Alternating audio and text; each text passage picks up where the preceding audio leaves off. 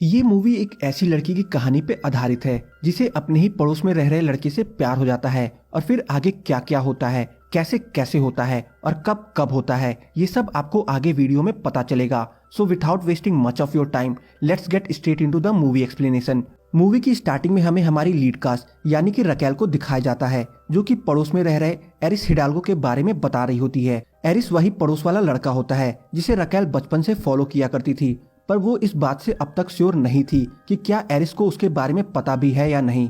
और यही हम देख पाते हैं कि रकेल ने अपने लैपटॉप में एरिस की फोटोज की पूरी एक फोल्डर बना रखी है और फिर एक सुबह वह यह देखती है कि एरिस का छोटा भाई अपोलो उसके घर के वरामदे में बैठ करके उसका वाईफाई यूज कर रहा है। रकेल को वहां देख करके अपोलो उससे यह बोलता है कि उसके भाई एरिस ने उसे यह बताया है कि वाईफाई की सिग्नल इसी घर से आ रही है, इस वजह से मैं वाईफाई यूज करने यहाँ आ गया। एरिस का नाम सुन करके रकेल मन ही मन बहुत ज्यादा खुश हो उठती है और फिर उसी रात जब रकेल सो रही होती है तब एरिस खुद रकेल की वाईफाई यूज करने उसके वरामदे में आ जाता है और जोर जोर से गाना बजाना स्टार्ट कर देता है, जिस पर रकेल की नींद खुल जाती है।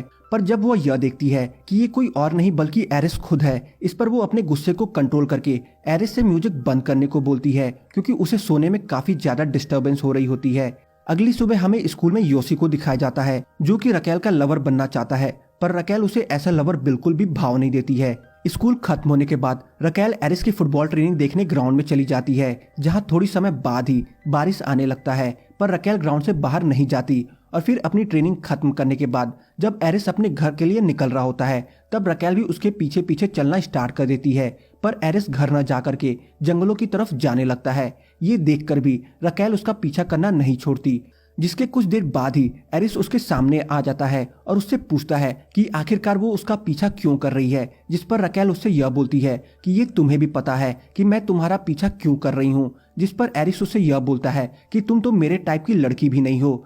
इस पर रकेल उससे यह बोलती है कि ये तो हम बाद में देखेंगे, बट फिलहाल मुझे अकेले घर जाने में डर लग रहा है, सो क्या तुम मेरे साथ वॉक कर सकते। इस पर एरिस उससे यह बोलता है कि सिर्फ एक शर्त पे कि मेरा जहां मन करेगा मैं वहां तुम्हें किस करूंगा। इस पर रकेल रेडी हो जाती है, पर एरिस उसे बिना किस किए वहां से चलना स्टार्ट कर देता है। डिनर खत्म करने के बाद जब रकेल अपने कमरे में आती है तो वह यह देखती है कि एरिस वहां पहले से ही मौजूद है। एरिस को वहां देख करके रकेल चौंक जाती है, जिस पर एरिस उससे यह बोलता है कि मैं तो बस यहाँ अपना वो किस लेने आया हूँ जो तुमने जंगल में देने का वादा किया था। ये सुन करके रकेल एकदम निशब्द हो जाती है, जिसके बाद एरिस उसे किस करना स्टार्ट कर देता है, पर बीच मझधार में ही वो उसे छोड़ करके वहां से चला जाता है। ये देख करके रकेल इसका बदला लेने का ठान लेती है और फिर अगली सुबह एरिस रकेल के पास आकर के उसे आज रात उसके क्लब में हो रही पार्टी में इन्वाइट करता है, जहाँ पार्टी में पहुँच करके रकेल एरिस को किस करना स्टार्ट कर देती है। पर इस बार रकेल उसे बीच मझधार में छोड़ करके वापस पार्टी एंजॉय करने चली आती है, जहां वो एरिस के भाई अपोलो को दारू पिला देती है। अंडर एज होने की वजह से अपोलो को दारू काफी ज्यादा चढ़ जाती है, जिस वजह से वो बिना किसी को बताए अपोलो को अपने घर लेते आती है, जिसके थोड़ी देर बाद ही एरिस अपने भाई को ढूंढते ढूंढते रकेल के वहां आ जाता है। पर दारू ज्यादा पी लेने की वजह से वो इस समय अपने भाई को लेकर के अपने घर नहीं जा सकता था। इस वजह से वो आज रात रकेल के वहां ही रुकने का निर्णय लेता है, जहां सोने के बहाने एरिस रकेल के साथ हाफ इंटीमेट हो जाता है। और फिर अगली सुबह स्कूल में रकेल ये बात अपनी सारी दोस्तों से शेयर करती है कि कैसे वो कल रात एरिस के साथ एक ही बिस्तर पे सोई थी। स्कूल से जब रकेल अपने घर आती है तो वह यह देखती है कि एरिस ने उसे एक ब्रांड न्यू आईफोन गिफ्ट करा है, क्योंकि पिछली रात नशे में होने की वजह से अपोलो ने रकेल का फोन तोड़ दिया होता है, पर जो कि रकेल का पुराना फोन अब भी अच्छे से चल रहा होता है। इस वजह से वो एरिस का गिफ्ट वापस करने उसके घर चली जाती है, जहाँ पे दोनों इंटीमेट हो जाते हैं। इंटीमेट होने के बाद एरिस रकेल से बिना कुछ बोले गेम खेलना स्टार्ट कर देता है। ये देख करके रकेल काफी ज्यादा सैड हो जाती है, क्योंकि उसे यह लगने लगता है कि एरिस ने बाकी लड़कियों की तरह ही उसका भी सिर्फ इस्तेमाल करा है, जिस पर वो गुस्से में एरिस के द्वारा दिए हुए फोन को डस्टबिन में डाल करके रोते रोते अपने घर वापस चली आती है। रकेल के वहां से चले जाने के बाद एरिस को अपने सोफे पे उसकी नेकलेस पड़ी मिलती है, जिसे वो खुद पहन करके रकेल को अपनी एक फोटो भेजता है। अपनी नेकलेस को उसके पास देख करके रकेल उसे लेने वापस से एरिस के घर आती है, जहां एक बार फिर दोनों इंटीमेट हो जाते हैं। और रकेल के सो के उठने से पहले ही एरिस वहां से चला जाता है, जिस पर रकेल को एक बार फिर से अपनी नादानी पे रोना आता है कि आखिर क्यों वो बार बार एरिस की बातों पे ट्रस्ट कर लेती है। खुद को ऐसा ऑब्जेक्ट इस्तेमाल होता देख करके रकेल एरिस को सबक सिखाने का ठान लेती है।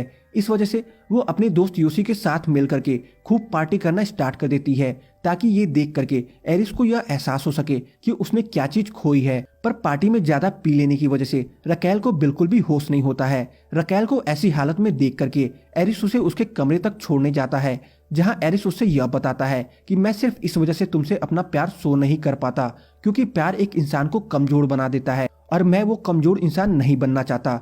पर जो कि रकेल काफी ज्यादा नशे में होती है, इस वजह से उसे अगली सुबह एरिस की कही कोई बात याद नहीं रहती। पर एरिस रकेल के साथ फिर से सब कुछ एक नए सिरे से स्टार्ट करना चाहता था क्योंकि उनकी रिलेशनशिप एक अच्छी नोट से स्टार्ट नहीं हुई थी। इस वजह से वो लाइब्रेरी में जा करके रकेल से सिर्फ एक और मौका मांगता है ताकि वो प्रूफ कर सके कि वो उससे कितना प्यार करता है। एरिस की आंखों में सच्चाई देख करके रकेल भी उसकी बात मान जाती है, जिस पर एरिस शाम में उसे अपनी डैड के ऑफिस बिल्डिंग के छत पे ले जा करके डिनर पार्टी की ट्रीट देता है। ये देख करके रकेल एरिस से काफी ज्यादा इम्प्रेस हो जाती है और दोनों एक बार फिर इंटीमेट हो जाते हैं और इसके बाद से दोनों की रिलेशनशिप एक नई उड़ान पकड़ लेती है। कि तभी एक रोज एरिस रकेल को अपनी डैड के ऑफिस पार्टी में इनवाइट करता है, जहां रकेल की माँ केटरिंग सर्विस प्रोवाइड कर रही होती है। अपनी माँ को ऐसी हालत में देख करके रकेल को खुद पे तरस आने लगता है कि आखिर क्यों वो बार बार एरिस की बातों पे विश्वास कर लेती है, जबकि एरिस सिर्फ उसे नीचा दिखाने की कोशिश करता है। रकेल को ऐसे ही पार्टी छोड़ के चले जाता देख करके एरिस उसे समझाने की कोशिश करता है,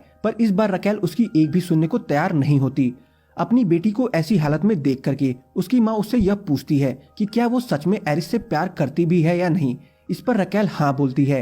ये सुन करके उसकी माँ उससे यह बोलती है कि फिर तो यह गलत होगा अगर तुम अपने प्यार को पाने के लिए फाइट ही ना करो। अपनी माँ की ये बात सुन करके रकेल एरिस के घर जाती है, जहाँ एरिस का बड़ा भाई आर्टेमिस उसे एरिस से बिना मिले ही वहाँ से जाने को बोलता है, जिस पर रकेल एरिस को टेक्स्ट करके प्रॉम नाइट में आने को बोलती है, जहां वो उसका इंतजार करेगी। और जब एरिस प्रॉम नाइट में पहुंचता है तब उसे वहां योसी मिल जाता है, जो कि उसे उसकी बेस्ट फ्रेंड को हर बार चीट करने की वजह से मारना स्टार्ट कर देता है। और इसी लड़ाई के दरमियान एरिस स्विमिंग पूल में गिर जाता है, जहां पानी में क्लोरीन ज्यादा होने की वजह से वो बेहोश हो जाता है। और जब ये बात योसी रकेल को बताता है तब रकेल उसे जल्दी से स्विमिंग पूल से बाहर निकालती है और सीधा हॉस्पिटल में एडमिट करवा देती है, जहां वो कुछ दिन हॉस्पिटल में एडमिट रहने के बाद वो बिल्कुल ठीक हो जाता है। और अब रकेल और एरिस अपना हर वक्त एक साथ बिताया करते थे और ये मूवी यहीं पे खत्म हो जाती है। तो बस आज की इस वीडियो में इतना ही। अगर आपको ये स्टोरी एक्सप्लेनेशन अच्छी लगी हो तो वीडियो को लाइक करके चैनल को सब्सक्राइब करना ना भूलें। मिलते हैं आपसे एक और नई धमाकेदार मूवी के साथ, तब तक के लिए धन्यवाद।